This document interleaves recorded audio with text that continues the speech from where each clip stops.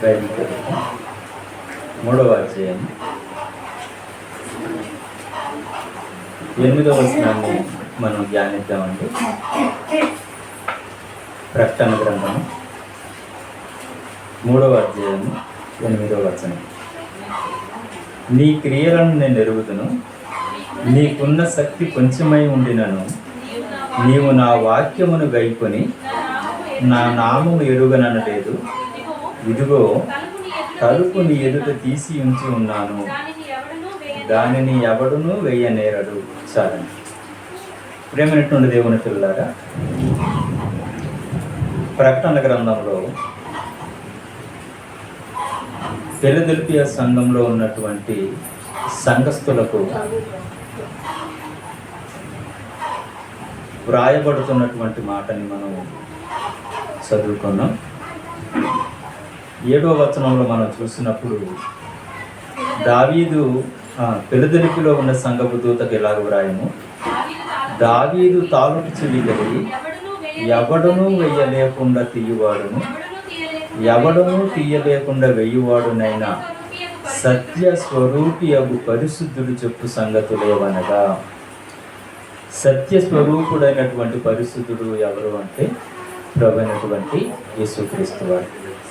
ప్రభు అయినటువంటి యేసుక్రీస్తు వారు ఫిలదెల్ఫియాలో ఉంటున్నటువంటి సంఘానికి చెబుతున్నటువంటి మాటల్ని మనం చదువుకోగలిగితే ఇందులో నీ క్రియలను నేను ఎరుగుదును అంటున్నాడు.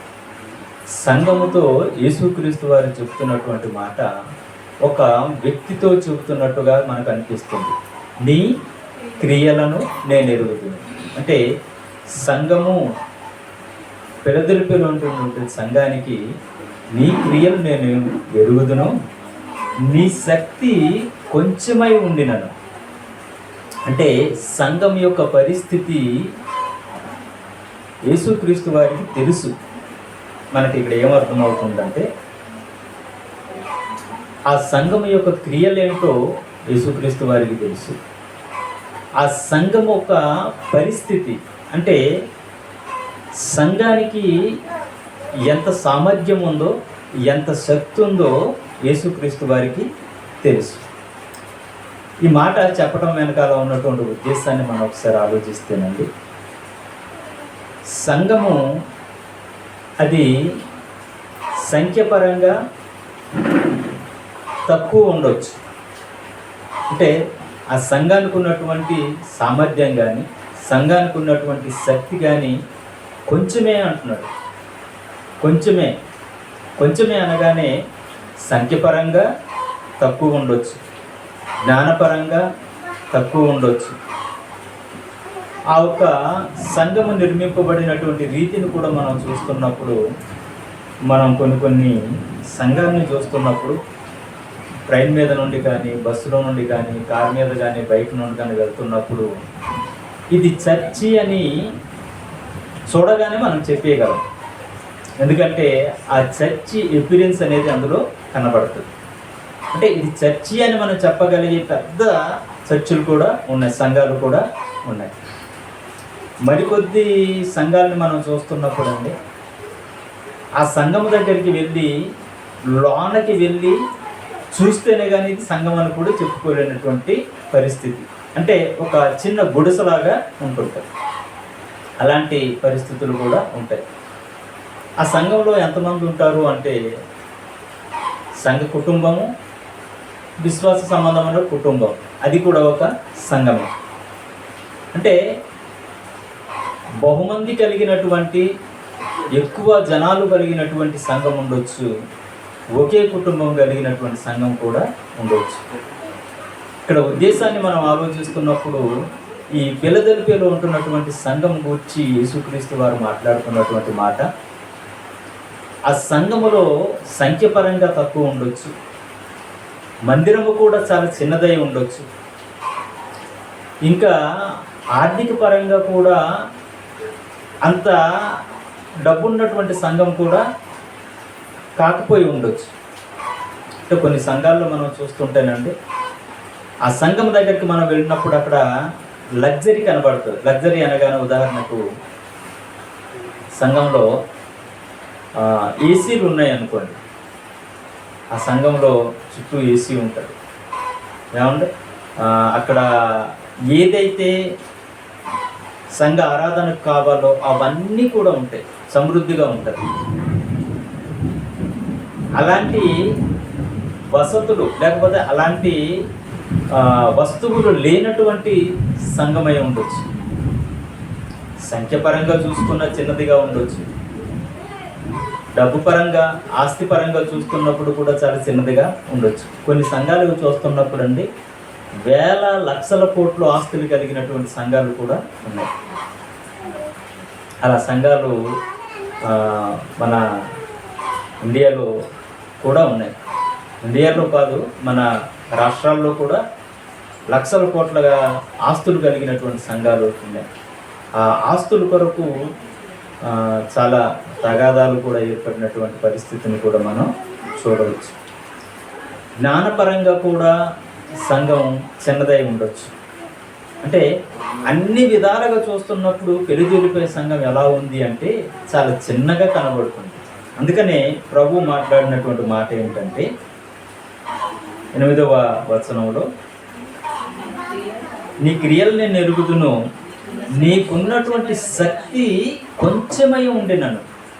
కొంచెమే అంటే వారికి ఉన్నటువంటి ప్రతీది కూడా మనం ఆలోచిస్తున్నప్పుడు కొంచెంగానే ఉంటుందట, చిన్నగానే ఉంటుంది, చాలా చిన్నగానే ఉంటుంది. ఆ చిన్నదైనటువంటి సంఘం గురించి మాట్లాడుతూ ఏమని చెప్తున్నాడంటే, నీ శక్తి కొంచెమై ఉండినను నీవు వాక్యమును గైకొని. ఏమంటే అన్నీ లిమిటెడ్గా ఉన్నాయి, అన్నీ కూడా అంత తక్కువగా ఉంటున్నటువంటి పరిస్థితుల్లో సంఘం ఉంది. కానీ ఆ సంఘానికి ఉన్నటువంటి ఆధిక్యత ఏంటంటేనండి వాక్యాన్ని గైకొంటుందట.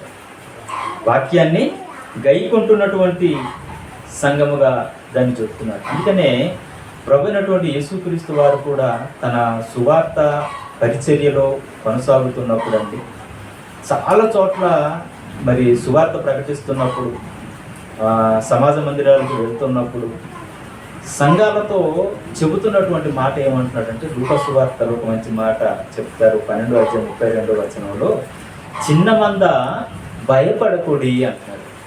చిన్న మంద భయపడకుడి అంటే ఆ చిన్న మంద వెనకాల ఎవరున్నారు? దేవుడు ఉన్నాడు కదండి. మనం ఏంటంటే మనకు కొంచెం నిరాశ చెందే పరిస్థితుల్లో ఉంటుంటారు చాలామంది.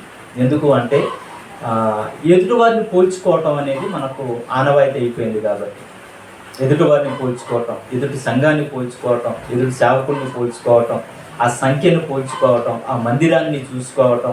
ఇలా చూసిన తర్వాత ఏ మందిరానికి వెళ్ళాలి అంటే ఎక్కువ సంఖ్య ఉన్నటువంటి మందిరానికి వెళ్ళాలి, లేక పెద్ద మందిరముగా నిర్మింపబడినటువంటి మందిరానికి వెళ్ళాలి అనే ఆలోచన కలిగి ఉంటారు. అంటే అక్కడే దేవుడు ఉంటాడు అనే ఒక ఆలోచన, లేకపోతే అక్కడే దేవుని యొక్క కార్యాలు జరుగుతాయి అనే ఒక ఆలోచన ఉంటుంటాయి. ఈ ఆలోచనలన్నిటికీ యేసుక్రీస్తు వారు ఫుల్ స్టాప్ పెట్టే విధంగా ఏమని చెప్తున్నాడంటే, చిన్న మంద భయపడకండి. అంటే చిన్న మంద భయపడకండి అంటే ఆ చిన్న మందలో కూడా పొరబడినటువంటి యేసుక్రీస్తు వారి కృప ఉందనే కదండి. అవునా? ఆ చిన్న మందకు కూడా దేవుడు ఆశీర్వదిస్తాడనే కదా, ఆ చిన్న మందని కూడా దేవుడు పట్టించుకుంటున్నాడనే కదండి.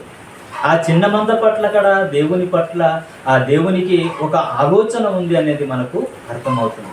అంటే ఈ మాటలు చదువుతున్నప్పుడు మనకి ఏమర్థం అవ్వాలి అంటే, పెదదొలిపిలో ఉంటున్నటువంటి సంఘము నీ శక్తి కొంచెమే. అంటే మన శక్తి సామర్థ్యాలు అన్నీ కూడా దేవునికి తెలుసండి. ఏమంటే మన శక్తి సామర్థ్యాలు దేవునికి తెలియదా? సమస్తము తెలుసు. అది భౌతికమైనటువంటి శక్తి సామర్థ్యాలు కానివ్వండి, ఆధ్యాత్మికమైనటువంటి శక్తి సామర్థ్యాలు కానివ్వండి కదండి. అంటే మనం చాలా సందర్భాల్లో చాలాసార్లు నేను సరిపోను అనుకుంటుంటాం, నేను దీనికి సరిపోను అనుకుంటుంటాం. చాలామందికి పాటలు పాడండి అంటే నా గొంతు బాగోదనో, లేకపోతే నేను పాటలు పాడలేనను, ఆ ఒక పాటకు న్యాయం చేయలేనను అని చెప్పి బాధపడుతుంటారు. చాలామంది ప్రార్థన చేయమన్నా సరే భయపడుతూ ఉంటుంటారు. భయం అందరికీ ఉంటుందండి. నాకు కూడా భయం ఉండేది, నిజంగా చెప్తున్నాను. ప్రార్థన చేయమని చెప్తారేమో అని చెప్పి ఎక్కడైనా కూడికకు వెళ్ళినప్పుడు, ఏమంటే ఆ ప్రార్థన కూడికి వెళ్ళినప్పుడు, లేకపోతే ఫెలోషిప్కి వెళ్ళినప్పుడు ప్రార్థన చేయమని చెప్తారేమో అని చెప్పేసి, పాట పాడమని చెప్తారేమో అని చెప్పేసి ముందుగానే భయం వచ్చేసేది. ఆ భయం వచ్చేసినప్పుడు మనకు వచ్చిన ప్రార్థన కూడా మనం చేయలేం, వచ్చిన పాట కూడా మనం పాడలేం. అలాంటి పరిస్థితులు ఉంటుంటుంది. అందరికీ భయం ఉంటుంది. భయం ఎవరికి లేదు అని మనం చెప్పలేం, కానీ అందరికీ భయం ఉంటుంది. కానీ ఆ భయాన్ని పోగొట్టుకోవడానికి ప్రత్యామ్నాయాన్ని మనం ఎత్తుక్కోవాలి. ప్రార్థన చేయటం రాదు ఎలా? ఎందుకంటే అంతమంది దగ్గర మనం నిలబడి మనం ప్రార్థన చేయటం సరిగ్గా చేయకపోతే ఎవరేమనుకుంటారో ఏదో అనుకొని మనం భయపడుతుంటాం. కానీ మనం మనసులను చూస్తున్నాం. కానీ మన మనసు ఎరిగినట్టు మన గురించి ఎరిగినటువంటి దేవుడు నువ్వు ఎలా ప్రార్థన చేసినా ఆలకిస్తాడండి. ఎలా ప్రార్థన చేసినా ఆలకిస్తాడు. అందుకనే మనం ఏం చేస్తూ ఉంటామంటే కొన్ని సందర్భాల్లో ప్రాక్టీస్ చేస్తూ ఉంటాం. ప్రార్థన కూడా ప్రాక్టీస్. నేను చాలాసార్లు రాసుకున్నాను కూడా, ఎలా ప్రారంభించాలి అనేది కూడా నేను రాసుకున్నాను కూడా. అంటే ఎవరైనా ప్రార్థన చేస్తున్నారు అనుకోండి, ఆ ప్రార్థన ఫస్ట్ ఏమని ప్రార్థన చేస్తారు అంటే శిష్యులు కూడా అలాగే కదండి. ప్రభువా ఎలా ప్రార్థన చేయాలి అని యేసుక్రీస్తు వారి దగ్గరికి అడుగుతారు. మనం అందరం కూడా శిష్యులు నేర్చుకునేవారం. సిగ్గేముంది, భయమేముంది, ఎటువంటి ఆలోచన మనం పెట్టుకోకూడదు. ఏదైనా సరే మనలో ఒక తపన ఉందనుకోండి, ఒక పాట రాసుకొని రాగం సరిగ్గా రాకపోయినా, పదాలు సమంగా పలకలేకపోయినా సరే రాసుకొని ఏదో విధంగా పాడడం అనేది ప్రయత్నం చేస్తే పాడతాం. అది దేవునికి మహిమ, దేవుని మహింపరచడానికి మనం పాడుతున్నాం. ప్రార్థన కూడా అది దేవునికి మనకు ఒక బంధం. అది ఆయన మన తండ్రిని మనం అడగటం. అలా అడగటంలో మనం భయపడటము, లేకపోతే ఎవరేమి అనుకోవటం అనేది మనం చేయకూడదు. అలా వద్దు. అంటే ఈ రోజు నుండి మనం నేర్చుకోవాల్సింది ఏంటంటే, సంఘం వెనకాల, అది చిన్న సంఘమైనా సరే, ఏమి లేని సంఘమైనా సరే, పేదవాళ్ళైనా సరే, ఏమి రానివారైనా సరే, అలాంటి సంఘం పట్ల దేవుడు నేను ఉన్నాను అని చెబుతున్నాడు. ఒక భరోసా మనకి ఇస్తున్నాడు. మనం సిగ్గుపడవలసినటువంటి అవసరత లేదు. మన సంఘంలో కొద్ది మందే ఉన్నాము, లేకపోతే 2-3 ఉన్నాము, 4 ఉన్నాము, 2 కుటుంబాలు ఉన్నాయి, ఒక కుటుంబం ఉంది అని బాధపడవలసిన అవసరం లేదండి. ఎందుకంటే ఆ ఒక్క కుటుంబంలో కూడా దేవుడు ఉంటాడు. చిన్న మంద భయపడకండి అన్నాడు. నిజంగానంటే మన స్థితి ఎరిగినటువంటి దేవుడు, మనకు ఏ యోగ్యత లేకపోయినా సరే మనల్ని ఎన్నుకున్నాడు దేవుడు. ఏ యోగ్యత లేదు మనకు. వాస్తవానికి మనం ఆలోచిస్తేనండి, ఎటువంటి యోగ్యత లేకపోయినా ఆయన ఏర్పాటు చేసుకున్నాడు, మనల్ని పిలిచాడు, మనం అందరినీ కూడా పిలిచారు. మనం అందరము కూడా చీకట్లో ఉన్నటువంటి వారిని వెలుగులోనికి పిలిచాడు. ఆయన వెలుగులోనికి పిలిచి, పేతురు పత్రికలు మన అందరికీ తెలిసినటువంటి మాట, మనం చీకట్లో ఉన్నప్పుడు మనల్ని వెలుగులోనికి పిలిచి మనల్ని ఏం చేసేటట్టంటే, ఎంత ఆధిక్యతనిచ్చేటట్టంటే, ఏమంటే ఆ గొప్ప ఒక రాజులైనటువంటి యాజక సమూహముగా మనల్ని పిలుస్తున్నాడు. అంటే నిజంగా దేవునికి పక్షపాతం లేదు. ఈ యొక్క పక్షపాతాలు లేకపోతే తక్కువ ఎక్కువ అని మనం ఆలోచించుకుంటూ ఉంటాము, కానీ దేవుని విషయంలో ఎటువంటి పక్షపాతము లేదండి. అందుకని ఏర్పాటు చేసే విషయంలో కూడా ఆయన ఎన్నుకున్న విధానాన్ని కూడా మనం చూస్తున్నప్పుడు ఒకసారి కొరింథీయులకు రాసినటువంటి మొదటి పత్రికలో వెళ్ళి మనం ఆలోచిస్తేనండి, కొరింథీయులకు రాసినటువంటి మొదటి పత్రిక 1వ అధ్యాయము 26వ వచనాన్ని మనం ఒకసారి చూద్దాం. కొరింథీయులకు రాసినటువంటి మొదటి పత్రిక 1వ అధ్యాయము 26వ వచనంలోనండి, సహోదరులారా మిమ్మల్ని పిలిచిన పిలుపును చూడండి ఒకసారి. మీలో లోకరీతిని జ్ఞానులైనను గనులైనను గొప్ప వంశం వారైనను అనేకులు పిలువబడలేదు. అంటే మనం ఏమనుకుంటామంటే, వారి యొక్క స్థితిని చూసి దేవుడు వీళ్ళనే పిలిచేదేమో అనుకుంటుంటాం మనం. కానీ దేవునికి పక్షపాతం లేదండి. అందరినీ, నువ్వు పేదవాడని, సమాజంలోనే ఇవన్నీ కూడా ఉండొచ్చు, పేద అని సమాజంలో ఉండొచ్చు. ఏమంటే ఈయన ధనికుడు అని చెప్పేసి, ఈయన పేదవాడు అని చెప్పేసి, ఈయన తక్కువ కులం వాడు అని చెప్పేసి, ఏమంటే ఈయన అంటరాని వాడు అని చెప్పేసి, ఇలా రకరకాల భావాలు మనసులో కల్పించుకున్నావే తప్ప దేవునికి ఎటువంటి భేదము లేదండి. పేదవాడికి అదే సూర్యుడు, ధనికుడికి అదే సూర్యుడు, ఏమండి అంటరాని వాడు అనుకుంటున్నటువంటి వానికి అదే సూర్యుడు. అందరికీ ఒకే గాలి, అందరికీ సమానమే. మనమే ఈ యొక్క గిరిల్ని గీసుకున్నాం, మనమే హద్దుల్ని ఏర్పాటు చేసుకున్నాం, మనమే తక్కువ వాడని ఎక్కువ వాడని ఈ పద్ధతులన్నీ ఏర్పాటు చేసుకున్నాం. దేవునికి అదేం లేదండి. ధనవంతుడు మనం పీల్చే గాలి కదా, ఆయన కూడా పీలుస్తున్నాడు కదా. ఏమండి గొప్ప వంశం వారు అనుకుంటున్నారు కదా, ఆయన కూడా మనం పీల్చే గాలి కదా పీలుస్తున్నాడని. ఏమండి జ్ఞానవంతుడుగా పిలువబడుతున్నాడు, శాస్త్రవేత్త ఉన్నాడు అనుకోండి, శాస్త్రవేత్త కూడా ఆయన సపరేట్ గాలి ఏమి పీల్చట్లేదు కదండి. ఆయన కూడా మనం పీల్చే గాలినే పీలుస్తున్నాడు, మనం త్రాగే నీటిని ఆయన కూడా త్రాగుతున్నాడు. దేవుడు ఇచ్చింది సమస్తాన్ని కూడా ప్రతి ఒక్కరు కూడా అనుభవిస్తున్నారు. అందరిలో సమానత్వం ఉంది.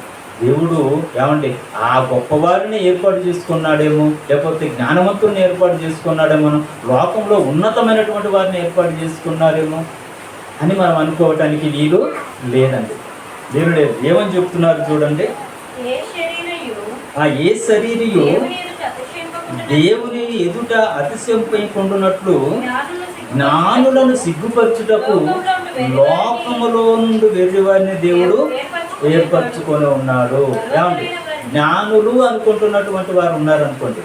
జ్ఞానుడు ఏంటంటే ఆనాటి కాలంలో చూస్తున్నప్పుడు ఇదిగో దేవుని చేత ఏర్పరచబడినటువంటి వారము మేమే అని చెప్పుకునేవారండి. శాస్త్రుడు పరిసయ్యులు కానీ వారి గురించి మనం చూస్తున్నప్పుడు యూదులు అందరూ కూడా అలాగే అనుకునేవారు. ఫిలిప్పీ పత్రికలో మనకు ఆ సందర్భం అంతా కూడా తెలుసు. అంటే దేవుడు మమ్మల్ని మాత్రమే ఎన్నుకున్నాడు, దేవునికి ఒక వంశంగా ఉండాలి అంటే మేము మాత్రమే ఉండాలి, దేవుడు మమ్మల్నే పిలిచాడు. ఇలాంటి ఆలోచనలు కలిగినటువంటి వారిగా ఆనాటి కాలంలో ఉండేవారు.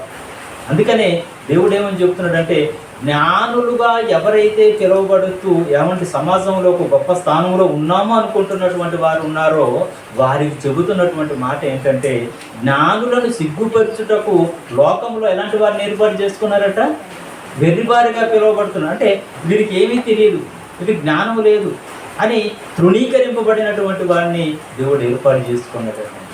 నిజంగా ఈ యొక్క అపోస్తులను మనం చూస్తున్నప్పుడు కూడా అంటే అపోస్తులు కూడా చేపలు పట్టుకునేవారు, చిన్నవారు, ఏమంటే పెద్ద ధనికులు కాదు, చేపలు పట్టుకునేవారు అంటే పేదవారు, జ్ఞానవంతులు కాదు. అలాంటి వారిని దేవుడు ఏర్పాటు చేసుకొని జ్ఞానవంతులకి సిగ్గుపరచడానికి ఇలాంటి వారిని ఏర్పాటు చేసుకున్నాడట. మరి ఇలాంటి వారిని ఏర్పాటు చేసుకుంటే వారికి జ్ఞానం వారు ఎలా బోధిస్తారు, ఏ విధంగా బోధిస్తారు అంటే దేవుడిచ్చినటువంటి జ్ఞానంతో వీళ్ళు బోధిస్తారు. ఉదాహరణకి ఒక శాస్త్రవేత్త ఉన్నాడు అనుకోండి, శాస్త్రవేత్త ఏమనుకోవచ్చు అంటే ఇదిగో చూసారా ఈ బల్బు కనుక్కున్నది నేనే అని చెప్పాడు. ఎవరి దగ్గరికి, ఏమంటే ఈ వెర్రి వాళ్ళ దగ్గరికి వచ్చి చెప్పాడు అనుకోండి, మనకు అర్థమవడానికి చెప్తున్నాను, ఈ బల్బు కనుక్కున్నది నేనే అని చెప్పి అన్నాడు అనుకోండి. దేవునిచ్చినటువంటి జ్ఞానముతో ఈ వెర్రివాడు ఆయనకి ఇస్తున్నటువంటి సమాధానాన్ని కనుక మనం ఒకసారి ఆలోచిస్తేనండి, ఓకే రైట్, మీరు బల్బును కనుగొన్నారు, వెలుగునిచ్చారు, కానీ ఈ బల్బును కనుక్కోవటానికి వెలుగుని సమాజానికి అందించడానికి మీకు ప్రేరణ ఏంటండి అని అడిగేది అనుకోండి. ప్రేరణ ఏంటండి అంటే ఆయనకి ఏంటి, లోకంలో వెలుగుంది, సూర్యుని ఒక వెలుగును చూశాను, ఆ వెలుగును చూసి నేను ఈ యొక్క బల్బును కనుక్కున్నాను అని ఆయన సమాధానం చెప్పాడు అనుకోండి జ్ఞాని. అప్పుడు ఏమని చెప్తాడంటే ఆయన, అసలు ఆ సూర్యుని చేసింది ఎవరో తెలుసా, దేవుడు చేశాడు కదండి. నిన్ను చేసింది ఎవరో తెలుసా, దేవుడు చేశాడు. నీలో ఉన్నటువంటి మెదడుని చేసింది ఎవరో తెలుసా, దేవుడు చేశాడు. నీకు జ్ఞానం ఇచ్చింది ఎవరో తెలుసా, దేవుడు. అప్పుడు ఆ జ్ఞాని ఆలోచించడం మొదలు పెడతాడు కదండి. నేను బలుపును కనుగొన్నాను అని చెప్పి ఈయన గొప్పగా నేను జ్ఞాని అనుకుంటున్నటువంటి ఆయనకు ఒక్కసారి ఈ యొక్క లోకంలో ఉన్నటువంటి వెర్రివాడుగా ఉంటున్నటువంటి ఈయన అసలు ఆ సూర్యుడే లేకపోతే నీకు బల్బు ఎలాగ కనుక్కోవాలని ఆలోచన వస్తుంది, నీకు ప్రేరణ ఎలాగ వస్తుంది అని ఈయన అడిగినప్పుడు అప్పుడు ఆయన ఆలోచన వస్తుంది. అందుకేనండి లోకంలో ఉన్నటువంటి వెర్రి వారిని కూడా దేవుడు ఏర్పాటు చేసుకొని జ్ఞానుడికి ఏం చేస్తాడట, బుద్ధిని నేర్పిస్తాడట, బుద్ధిని నేర్పిస్తాడు. దేవుని పిల్లరా, మనం ఎప్పుడు కూడా నేను తక్కువ వాడిని, నేను ఏమీ చేయలేను అనుకోవడానికి ఏమీ లేదండి. ఏమనుకోండి దేవుని పిల్లరా, నా విషయానికి వచ్చేటప్పుడు కూడానండి, మీ అందరికంటే చదువు విషయంలో తక్కువ జ్ఞానం కలిగినటువంటి వాడని. కానీ దేవుని పని కొరకు ఏర్పాటు చేసుకున్నాడు. అది దేవుని సంకల్పం. జ్ఞాన విషయంగా మనం ఆలోచిస్తున్నప్పుడు మీ అందరికంటే చదువు విషయంలో తక్కువ వాడినప్పటికీ దేవుని పని కొరకు ఏర్పాటు చేసుకున్నాడు. దేవుని మాటలు చెప్పడానికి దేవుడు ఏర్పాటు చేసుకున్నాడు. అది దేవుని చిత్తం. అది దేవుని చిత్తం. ఏమంటే కాబట్టి దేవుడు ఏమని మాట్లాడుతున్నారంటే, ఇంకేమని చెప్తున్నాడు చూడండి. బలవంతులను సిగ్గుపరచుటకు లోకంలో బలహీనమైనటువంటి వారిని దేవుడు ఏర్పరచుకొని ఉన్నాడు. లోకంలో బలవంతులుగా ఉంటున్నటువంటి వారు ఉన్నారు. ఏమంటే చాలా బలం కండలు తిరిగినటువంటి వారు, ఏమంటే ఆయన శక్తి సామర్థ్యాలు కలిగినటువంటి వారు, పౌష్టికంగా ఉంటున్నటువంటి వారు, కండబలం కలిగినటువంటి వారు ఉన్నారు. కానీ 2021లో చిన్న వైరస్కి భయపడిపోయాడండి. బలహీనుడి దగ్గరకు వచ్చి నిలబడడానికి కూడా భయపడిపోయేవాడు కదా. ఈయనకి ఎయిడ్స్ ఉందని, క్షమించండి, కరోనా వచ్చింది అనుకోండి, అంత బలవంతుడు కూడా వచ్చి నిన్ను కొడతాను ఏమని అదేమైనా ఆలోచించే పరిస్థితి ఏమైనా ఉందంటే, అసలు వీళ్ళ దగ్గరకు వచ్చి ఇంతో మాట్లాడడానికి కూడా భయపడే పరిస్థితి. ఎంత బలవంతుడైనా సరే చిన్న వైరస్కి ఏమంటే భయపడిపోతున్నాడు. అలెగ్జాండర్ ది గ్రేట్ మనందరికీ తెలుసు. ఏమంటే ప్రపంచాన్ని జయించినటువంటి ఆయన చిన్న చలి జ్వరానికి భయపడతాడు. చిన్న చలి జ్వరంతో చనిపోవటం అనేది జరిగింది. కాబట్టి చిన్న వైరస్కి భయపడతాడు. ఈ యొక్క బలము ఎక్కడ పనిచేస్తుందంటే ఏమంటే వీటిలో పని చేయదు అని మనకు అర్థమైపోతుంది. బలవంతులను ఏమంటే సిగ్గుపరచడానికి బలహీనులను ఏర్పాటు చేసుకుంటాడు దేవుడు.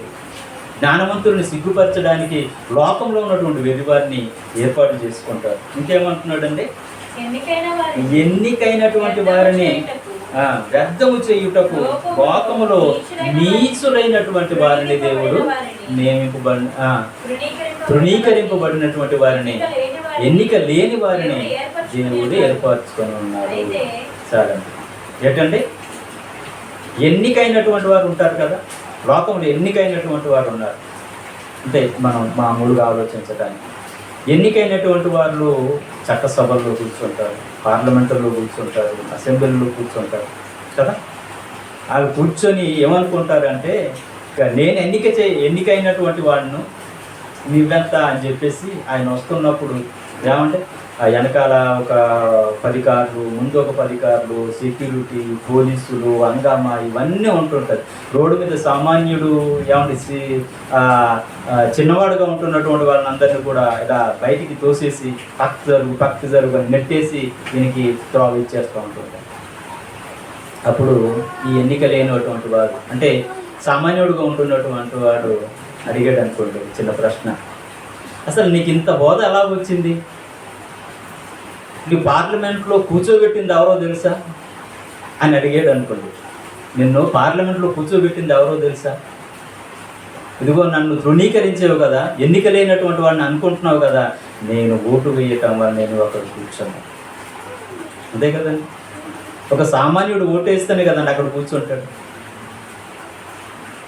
అంతెందుకండి, ఎలక్షన్ రాకముందు ఏం చేస్తాడు ఆయన? ఎలక్షన్ రాకముందు ఏం చేస్తాడు? ఈయన ఇంటికి ఆ నాయకుడు వస్తాడా, ఈయన ఆయన ఇంటికి వెళ్తాడా? నాయకుడు ఏమంటే ఒక పూరి గుడిసెలో ఒక ఆయన కూర్చొని కాలు మీద కాలు వేసుకొని దర్జాగా కూర్చొని ఉంటే, ఆయన 2 చేతులు దండం పెట్టుకుని వచ్చి, అయ్యా ఈసారి మీ ఓటు నాకే వేయండి అని చెప్పి ఆయన ముందు దండం పెడతారు. ఎవరి దగ్గరికి ఎవరు వచ్చారు? ఒక సామాన్యుడి దగ్గరికి ఎవరు వచ్చారంటే ఒక ఎన్నికైనటువంటి వాడు అనుకుంటున్నాం కదా, ఆ ఎన్నికైనటువంటి వాడు వచ్చి దండం పెట్టి నీ ఓటు నాకు కావాలి అని చెప్పి అడుక్కుంటాడు ఆయన. ఈ ఓటు హక్కు ఏమంటే వినియోగించుకున్నటువంటి ఆయన ద్వారా ఆయన ఎన్నికవుతున్నాడు. ఆయన పార్లమెంట్లో కూర్చోవడానికి ఎవరు కారణము? ఈ పేదవాడే కారణం, ఈ నీచుడే కారణం, ఈ దరిద్రుడిగా అనుకుంటున్నటువంటి వాడే కారణం. ఇంకెందుకంటే ఆ పార్లమెంటులో వాళ్ళకి క్యాంటీన్ ఉంటుంది. ఆ క్యాంటీన్లో చాలా తక్కువ ఖరీదుతో భోజనం చేస్తారు కదా, తక్కువ ఖరీదుతో భోజనం చేస్తారు. అంటే వాళ్ళకి ఖరీదైనటువంటి భోజనం ₹1 దొరకవచ్చు ఆ క్యాంటీన్లో. అది కూడా ఎవరి భిక్ష తెలుసా? ఈ వాటర్ భిక్షే. మనం కడుతున్నటువంటి ట్యాక్స్లే వాళ్ళకి అవన్నీ కూడా సమకూర్చబడుతున్నాయి. వాడు తిరుగుతున్నటువంటి కారు మనం కట్టినటువంటి ట్యాక్స్ డబ్బుల్లో నుండి, వాడు వెళుతున్నటువంటి ఫ్లైట్లు ఖర్చులు కూడా మనం కడుతున్నటువంటి ట్యాక్స్ డబ్బులతోని, వాడు తింటున్నటువంటి తిండి కూడా మనం కడుతున్నటువంటి ట్యాక్స్ డబ్బులతోని, వాడు అనుభవిస్తున్నటువంటి సర్వ సుఖాలన్నీ కూడా ఈ పేదవాడు ఏమండి కట్టినటువంటి ట్యాక్స్ డబ్బులతోని, ఈ వేసినటువంటి ఓటుతోని ఎన్నికైనటువంటి వాడు అనుకుంటున్నాడు కదా. ఎన్నిక లేనటువంటి వాడు ఈయన భిక్ష ఆయనకి ఆ స్థానాన్ని ఇచ్చిందండి. అప్పుడు ఆ నాయకుడి దగ్గరికి వెళ్ళి, వీడేటండి ఇలా మాట్లాడుతున్నాడు, నిజమేనా అని చెప్పి అడిగితే ఏమంటాడు? కాదంటాడా? నాయకుడు కాదంటాడండి. నిజమేనయ్యా, ఆయన ఓటు వస్తేనే నేను గెలిచాను, నిజమే, ఆయన ట్యాక్స్ కడితే నేను ఈ సర్వసుఖాలు అనుభవిస్తున్నాను. దేవుడు ఎలాంటి వాడిని ఏర్పాటు చేసుకుంటాడంటే, అంటే మనం ఎన్నిక లేదు అనుకుంటున్నాం, మనం ఎన్నిక లేని వారం అనుకుంటున్నాం, కానీ నిన్ను దేవుడు పిలిచాడు. అంటే ఇది లోక సంబంధంగా ఇలాగ ఆలోచించుకుంటే, లోక సంబంధంగా ఈ విధంగా ఆలోచించుకున్నా సరే ఏమండి, ఈ మనం తృణీకరింపబడినటువంటి వారిగా అనుకున్నా సరే ఏమండి, ఎవరైతే ఆ జ్ఞానవంతుడు అనుకుంటాడో, ఎవరైతే ఎన్నికైనటువంటి వాడు అనుకుంటాడో, ఎవడే బలవంతుడు అనుకుంటాడో వాళ్ళందరికీ వీరు కావాలి అనే సంగతి మాత్రం అర్థమవుతుంది. వీరు లేకపోతే వాళ్ళు లేరు. అలాగే అలాంటి వారికి దేవుని మాటలు బోధించడానికి కూడా ఇలాంటి వాడినే దేవుడు ఏర్పాటు చేసుకుంటున్నాడు. ఇలాంటి వారిని ఏర్పాటు చేసుకుంటున్నాడంటే, ఒక పెద్ద ధనవంతుడి కొరకు కూడా ఎవరు ప్రార్థన చేయాలి? ఒక చిన్న సేవకుడు ప్రార్థన చేయాలి. ఈరోజు జరుగుతున్నటువంటి విపత్తులన్నిటి కొరకు ఎవరు ప్రార్థన చేయాలి? ఎవరైతే దేవుని చేత ఏర్పాటు చేయబడ్డారో, ఏ సంఘం అయితే దేవుడి చేత ఏర్పాటు చేయబడిందో, ఏ సంఘం అయితే చిన్న సంఘం అనుకుంటుందో ఆ సంఘం ప్రార్థన చేయాలి. ఆ ప్రార్థన దేవుడు వింటాడు. అందుకని ఏమన్నారు యేసుక్రీస్తు వారు? చిన్నమందా భయపడకండి. ఫిలదెల్ఫియాలో ఉన్నటువంటి సంఘానికి చెబుతున్నటువంటి మాట, నీ శక్తి కొంచెమై ఉండినను, నీ శక్తి కొంచెమై ఉండినను. అంటే దేవుడు మన సామర్థ్యాన్ని బట్టి మనకు బాధ్యతలు అప్పగిస్తాడండి. ఇది మనం తెలుసుకోవాలి ప్రాముఖ్యంగా. మనం అనుకుంటాం, ఇది మేము అది చేయలేమండి, ఇది చేయలేమండి, ఇలా ఉండలేము, అలా ఉండలేము, ఇక్కడికి రాలేము, అక్కడికి రాలేము, ఏమో అనుకుంటుంటాం. వర్షం ఉంది, ఆటంకంగా ఉంది, దేవుని దగ్గరికి రాలేము అనుకుంటాం. కానీ మన మనస్సు ప్రేరేపిస్తే ఏమంటే, ఈ వర్షం వచ్చినప్పుడు డ్యూటీ మానేస్తామా? వర్షం వచ్చినప్పుడు మనం బయట పనులు మానేస్తామా? వర్షం వచ్చినప్పుడు మనం బయటికి వెళ్ళి కాయగూరలు తెచ్చుకోవడం మానేస్తామా ఇంట్లో లేకపోతే? వర్షం వస్తుంది కదా అని చెప్పి గ్యాస్ అయిపోయింది విడిచిపెట్టేస్తామా? వెళ్ళి తెచ్చుకోమా? అన్నిటికీ ఏది ఆటంకం ఉండదు, కానీ దేవుని దగ్గరికి రావటానికి మాత్రము ఆటంకాలని మనం కల్పించుకుంటాం, లేకపోతే వాటి చెప్పుకుంటూ ఉంటాం. అది వద్దు. అలాంటి, ఎందుకంటే నీ శక్తి సామర్థ్యాలు ఏంటో దేవునికి తెలుసు అని చెప్తున్నాడు. మన శక్తి సామర్థ్యాలు ఏంటో దేవునికి తెలుసు. అందుకనండి మంచి ఉపమానం చెప్తారు యేసుక్రీస్తు వారు చెప్పినటువంటి ఉపమానం. ఒకసారి మనం చూద్దాం. మత్తయి సువార్తలో 25వ అధ్యాయంలో, మత్తయి సువార్త 25వ అధ్యాయము 14వ వచనం నుండి ఒకసారి మనం చూద్దాం. మత్తయి సువార్త 25వ అధ్యాయం 14వ వచనం. పరలోక రాజ్యము ఒక మనిషి దేశాంతరముకు ప్రయాణమైపోవచ్చు తన దాసులను పిలిచి తన ఆస్తిని వారికి అప్పగించినట్లుండునట. ఒకనికి 5 తలాంతులను, ఒకనికి 2 తలాంతులను, ఒకనికి 1 ఎవని సామర్థ్యము చొప్పున వారికిచ్చి వెంటనే దేశాంతరమునకు పోయెను. కదండి. అంటే ఇక్కడ మనం జాగ్రత్తగా ఆలోచించాలి. అంటే నీకు 5 తలాంతులు ఇచ్చాడు అంటే నువ్వు 5 తలాంతులు కలిగి దాన్ని సంపాదించడానికి సామర్థ్యం ఉందనా లేదనా? నీకు 5 తలాంతులు ఇచ్చాడంటే నీకు సామర్థ్యం ఉంది. అంటే ఎవరి సామర్థ్యం కొలితే వాళ్ళకి ఇచ్చాడు. ఒకడికి 5 ఇవ్వచ్చు, ఒకడికి 10 ఇవ్వచ్చు, ఒకడికి 2 ఇవ్వచ్చు, ఒకరికి ఇవ్వచ్చు, ఒకటే ఇవ్వచ్చు. దేవుడు మన సామర్థ్యం ఏంటో దేవునికి తెలియదా? మనం ఏం చేస్తామో దేవునికి తెలియదా? తెలుసండి. సమస్తము దేవునికి తెలుసు. అందుకనే ఎవరి సామర్థ్యం కొలది వారికి ఇచ్చాడటండి. సామర్థ్యం కొలది ఇచ్చాడట. 5 ఇచ్చినటువంటి వాడు ఏం చేశాడు? 5కు 5 సంపాదించాడు. 5కు 5 ఏం చేశాడట? సంపాదించాడు. 2 ఇచ్చినటువంటి ఆయన ఏం చేశాడు? 2కు 2 సంపాదించాడు. 1 ఇచ్చినటువంటి ఆయన అంటే మనం ఏంటంటే సంఖ్యాపరంగా చూస్తూ ఉంటాం. 1, 2, 5, 10 అలాగే ఆలోచిస్తూ ఉంటాం. కానీ నీకు 5 ఇచ్చాడంటే 5ను సంపాదించగలిగే సామర్థ్యం నీకు ఉంది అని దేవుడు ఎరిగి నీకు ఇచ్చాడు.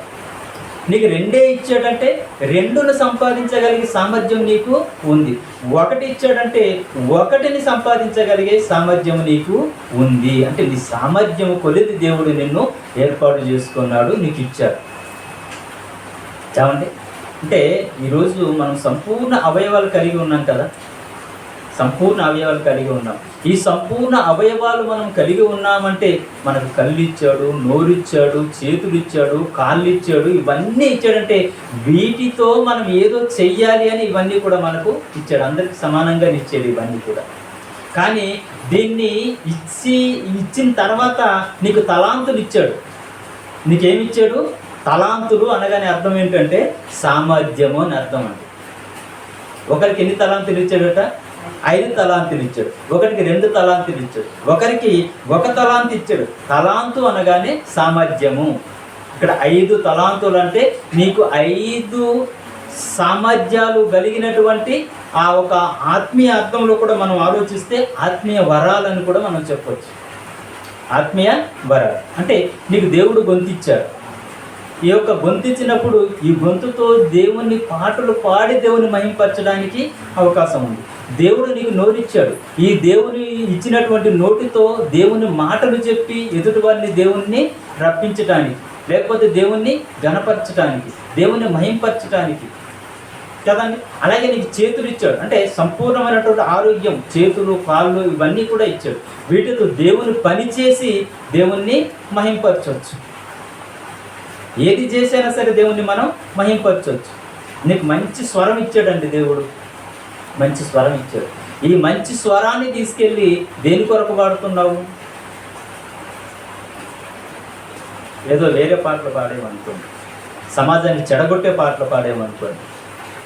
దేవుడిచ్చినటువంటి గొంతును నువ్వు ఎలా ఉపయోగించుకుంటున్నావు? వేరే దానికి ఉపయోగించుకుంటున్నావు. లోక సంబంధంగా, డబ్బు కోసమో, లేకపోతే లోక సంబంధంగా పేరు కోసమో, ప్రఖ్యాతల కోసమో, ఏమంటే లోకంలో ఉన్నటువంటి మరి ఉన్నతమైనటువంటి స్థితి కోసమో దీన్ని వాడుతుంటే అప్పుడు దేవునికి మనం చెప్పాలి. నీకు మంచిగానే ఇచ్చాడు, మంచి తలాంతిని ఇచ్చాడు. నీకు 5 తలాంతులు ఇచ్చాడు. ఈ 5 తలాంతుల్లో నువ్వు ఎలా ఉపయోగించుకుంటున్నావు అనేది ఒకసారి మనం ఆలోచించాలి. అంటే నీకు సామర్థ్యం ఉంది, దేవుని గణపరచడానికి నీకు సామర్థ్యం ఉంది, దేవుని దగ్గర రావడానికి సామర్థ్యం ఉంది, దేవునికి ఇవ్వడానికి సామర్థ్యం ఉంది. కానీ అది చెయ్యకపోతే వాళ్ళని ఏమన్నాడో తెలుసా? సోమరి అన్నాడు. ఒకసారి వచనాలు మనం చదువుదాం. 24వ వచనం నుండి ఒకసారి చదువుదాం. తర్వాత అంటే ఇక్కడ 5 తలాంతులు కలిగినటువంటి వాడు ఏం చేశాడు? 5ని సంపాదించాడు. 2 తలాంతులు కలిగినటువంటి వాడు 2కు మరొక 2ని సంపాదించాడు. 5 ఇచ్చినటువంటి 5తో పాటు ఇంకొక 5ని సంపాదించాడు. 1 తలాంతు ఇచ్చినటువంటి వాడు ఏం చేశాడంటే ఆయన ఏం చేసేటంటే, అయ్యా విత్తని చోట కొయ్యువాడవను, చల్లని చోట పంటను కూర్చుకొని వాడవైనా కఠినుడవని నేను ఎరుగుదును గనుక నేను భయపడి. ఏమండి ఎంత చక్కగా మాట్లాడుతున్నాడు అంటే, నేను భయపడ్డాను నీకు. నీకు నేను భయపడ్డాను. నువ్వు ఎక్కడైతే జల్లేదో అక్కడ పంట కొయ్యాలి అని అడుగుతావు. నీవు అంత కఠినవుడు అన్న సంగతి నాకు తెలుసు. నీకు నేను భయపడ్డాను. భయపడి ఏం చేశాను, వెళ్ళి నీ తలాంతును ఏం చేశాడట, భూమిలో దాచిపెట్టి తిని. ఇచ్చింది ఎవరు? ఇచ్చింది దేవుడు కదండి. అందుకని ఏమంటున్నాడు, నువ్విచ్చావు, నీ తలాంత్ అది. దేవుడు మనకు తలాంతుని ఇచ్చాడు. ఏమండి, దేవుని పని చేసే ఒక తలాంతు నాకు ఇచ్చాడు. దాన్ని నేను వినియోగించాలి, దాన్ని నేను వాడాలి. దేవుని కొరకు పనిచేసే తలాంతు దేవుడు నాకు ఇచ్చాడు, దాన్ని నేను ఉపయోగించుకోవాలి. పాట పాడే తలాంతు ఇచ్చాడు, ప్రార్థన చేసే తలాంతు ఇచ్చాడు, వాక్యం చదివే తలాంతు ఇచ్చాడు. ఏమండి, వాక్యం చెప్పే మరి పరిస్థితిని మనకి ఇచ్చాడు. ఎన్నిక లేనటువంటి వారైనా సరే మనకు దేవుడు ఎన్నుకున్నాడు. సామర్థ్యం లేకపోయినా సరే, అంటే మనకు ఎంత సామర్థ్యం ఉందో దేవునికి తెలుసు. ఆ సామర్థ్యానికి తగ్గట్టుగా మనకి ఇస్తున్నాడు దేవుడు. దాన్ని మనం ఎలా ఉపయోగించుకుంటున్నాం? ఈయన నేను దేవునికి భయపడేవాడును అని చెప్పుకుంటూ వెళ్ళి నీ తలాంతును భూమిలో దాచిపెట్టి తిని. నువ్వు ఇచ్చిన తలాంతు ఏం చేశాడట, భూమిలో దాచిపెట్టి తిని, ఇదిగో నీది నువ్వు తీసుకోమని చెప్పాను. ఆయన దానికి ఇచ్చేస్తున్నాడట. ఆయన దానికి ఇచ్చేస్తున్నాడు. ఆయన దానికి ఇచ్చేయడం కొరకు నీకు ఇచ్చాడా? ఈ యొక్క దేహం మనకి దేవుడు ఇచ్చాడు. నీవు ఇచ్చిన దేహం నీవే తీసుకో అని చెప్పి నా కొరకు నేను ఖర్చు చేసుకున్నాను బతికినంత కాలం కదండి. ఈ యొక్క దేహాన్ని ఎవరి కొరకు వాడుకున్నాం? మన కొరకు మనం వాడేసుకున్నాం మొత్తం. మనం వాడుకొని రేపు పొద్దున్న చచ్చిపోయిన తర్వాత నీవు ఇచ్చింది నువ్వు తీసుకో అని చెప్పేసి అంటే అసలు దేవుడు ఊరుకుంటాడా?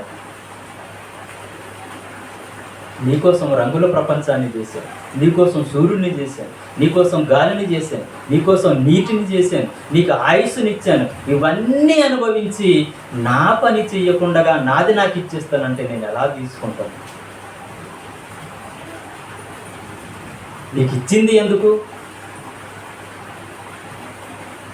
నీకు 5 ఇచ్చాను నీ సామర్థ్యాన్ని బట్టి. 5 ఇచ్చినటువంటి వాడికి ఏమన్నాడు?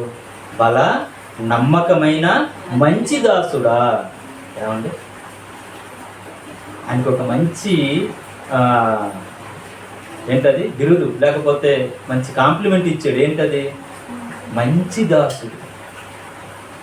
మంచి దాసుడు, బల నమ్మకముగా పనిచేసినటువంటి దాసుడు, బల నమ్మకమైనటువంటి మంచి దాసుడా. నువ్వు 5 ఇచ్చావు కదా, 5కి ఇంకొక 5 తీసుకో అని చెప్పేసి ఆయనకి ఇస్తాను. 2 తలాంతులు ఇచ్చినటువంటి కూడా అదే కాంప్లిమెంట్ వస్తుంది. ఏమొస్తుంది? మంచి నమ్మకమైన మంచి దాసుడు, బల నమ్మకమైనటువంటి మంచి దాసుడు. కానీ 1 తలాంతు ఇచ్చినటువంటి వాడికి నిజంగా దేవునికి భయపడి తిరిగి ఇచ్చేసినటువంటి వాడికి ఏమంటున్నాడండి? ఏమంటున్నాడు ఇక్కడ?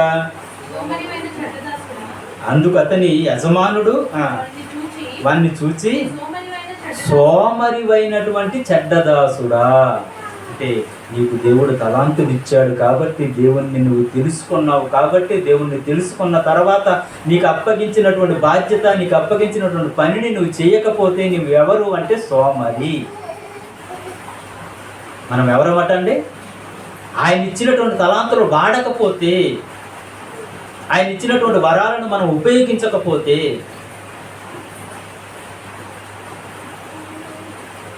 ఏమండి లోకంలో మనం చూస్తున్నప్పుడు అండి, గుడ్డివారు దేవుని పని చేస్తున్నారు, మూగవారు దేవుని పని చేస్తున్నారు, అవిటివారు దేవుని పని చేసేవారు చాలా మంది ఉన్నారు కదండి. ఆస్ట్రేలియాకి సంబంధించినటువంటి ఒక ఆయన 2 చేతులు 2 కాళ్ళు ఉండవు, దేవుని కొరకు వాడబడ్డాడు కదా. ఆయన బల నమ్మకమైనటువంటి మంచి దాసుడు అని పిలువబడ్డానికి అర్హత కలిగినటువంటి.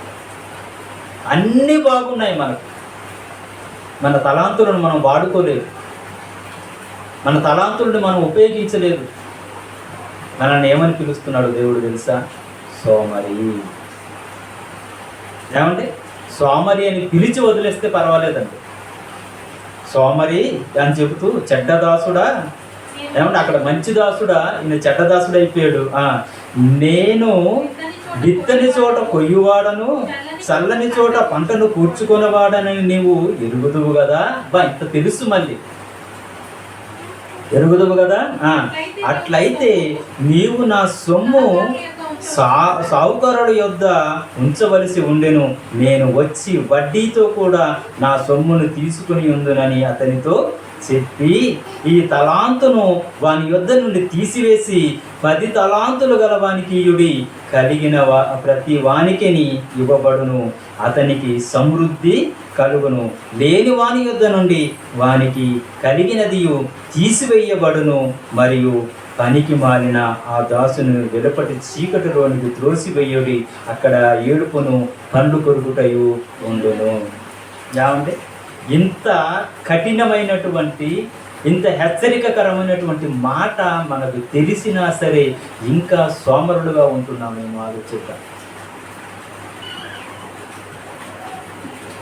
ఆ కటిక చీకటిలో మనల్ని తులసేసే పరిస్థితి వస్తుంది అన్న సంగతి మనకు తెలిసినా సరే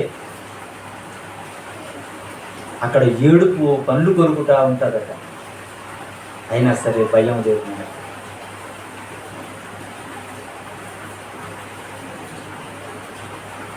ఏమండి అలా భయం లేని పరిస్థితుల్లో మనం ఉంటున్నాం. ఒకసారి ఆలోచిస్తే ప్రేమైనటువంటి దేవుని పిల్లలారా, మన పరిస్థితి ఏంటో ఒకసారి ఆలోచిద్దాం. ఫిలదెల్ఫియాలో ఉన్నటువంటి సంఘానికి చెబుతున్నటువంటి మాట ఏమంటే, నీ శక్తి కొంచెమై ఉన్నను నువ్వు వాక్యాన్ని గైకొన్నావు. ఏమన్నాడంటే, వాక్యాన్ని ఏం చేశాడట? గైకొన్నాడట. అంటే ఆ సంఘము వాక్యాన్ని గైకొనిందంటే వినడం మాత్రమే కాదు, ఆ వాక్యం విని పాటించింది. వారికి ఎంత సామర్థ్యం ఉందో దేవునికి తెలుసు. కొంచెమే వారికి ఉన్నటువంటి సామర్థ్యం, కొంచెమే, కానీ వాక్యము గైకొని దేవుని కొరకు నమ్మకంగా బ్రతుకుతుందటండి ఫిలదెల్ఫియా సంఘం. ఎందుకండి మనకు భయం లేదు? దేవుడు అంటే ఎందుకు భయం లేదు అంటే, రాబోయే ఆ ఒక విపత్తు మనకు అర్థం కాలేదేమో. రాబోయే విపత్తు మనకు అర్థం కాలేదేమో. ఎందుకంటే ఆ కటిక చీకటి కలిగినటువంటి ఆ బిలములోనికి తొయ్యబడి అక్కడ ఏడుపు పండ్లు కొరుకుతా అంటే ఇంకా శాశ్వత కాలము కూడా అక్కడే మనం బాధపడతాము అనే సంగతి, ఆ భయం మనకు లేకపోవడాన్ని బట్టి ఈ ఒక్క తలాంతు తీసుకున్నటువంటి వ్యక్తికి కూడా ఆయన అంటే భయం లేదండి. వస్తాడు, లెక్క అడుగుతాడు, ఏమంటే నాకు ఇచ్చిన దాంతో నేను సంపాదించాలి అనే ఆలోచన లేదు. అంటే ఈ యొక్క 25వ అధ్యాయంలో 14 నుండి 30 వచనాలు చదివినప్పుడు మనకు అర్థమవ్వాల్సింది ఏంటంటే, ఆయనకు మనం లాభం చేకూర్చే వారిగా ఉండాలి. ఆయన ఇచ్చినటువంటి తలాంతులను బట్టి మనం ఏం చేయాలి? ఆయనకి లాభం చేకూర్చే విధంగా ఉండాలి. లోకంలో ఉన్నటువంటి లాభాలన్నీ నేను కూర్చుకొని ఈ లోకంలో సుఖపడతాను అనే విధంగా మనం ఉండకూడదండి. అపత్రయం, లోకంలో ఉన్నదంతా సంపాదించుకోవాలి, లాభం కూర్చేసుకోవాలి, ఆ లాభం అంతా దాచేసుకోవాలి, ఈ దాచేసుకొని నేను తినాలి, చచ్చిపోవాలి. చచ్చిపోయిన తర్వాత భయంకరమైనటువంటి చోటుకు వెళ్ళిపోతామనే భయం లేదు సమాజానికి. అలాంటి భయము చెప్పడానికి ఎన్నిక లేనటువంటి ఏమంటే చిన్ని సంఘాన్ని ఏర్పాటు చేసుకొని ఉంటాడు దేవుడు. ఫిలదెల్ఫియా సంఘం చిన్న సంఘం అయి ఉండొచ్చు, ఫిలదెల్ఫియా సంఘం తక్కువ సంఖ్య కలిగింది అయి ఉండొచ్చు, ఫిలదెల్ఫియాలో ఉంటున్నటువంటి సంఘం ఆస్తిపాస్తులు లేనటువంటి సంఘం అయి ఉండొచ్చు, ఫిలదెల్ఫియాలో ఉన్నటువంటి సంఘం ఏమండి అన్ని విషయాల్లో కూడా తక్కువగా ఉండొచ్చు. కానీ ఏమంటున్నాడు? ఏమండి నీ క్రియలను నేను ఎరుగుదును. చిన్నవాడే, చిన్న సంఘమే, కానీ కార్యాలు చూస్తే గొప్పగా కనబడుతున్నాయి. నీ క్రియలు నేను ఎరుగుదును. నీకున్నటువంటి సామర్థ్యం కొంచెమే అయినను నువ్వు వాక్యాన్ని గైకొన్నావు. చూసావా? శబాస్, బలా.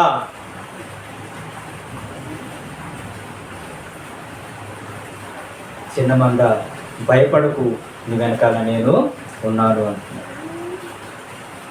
ప్రియ దేవుని పిల్లరా, ఒకసారి మనం ఆలోచన చేద్దాం. చిన్న మంద భయపడకండి, అని చెబుతూ మనకు సామర్థ్యాలు కలుగు చేసినటువంటి దేవుణ్ణి మనం ఎలా ఉపయోగపడుతున్నాం దేవుని కొరకు.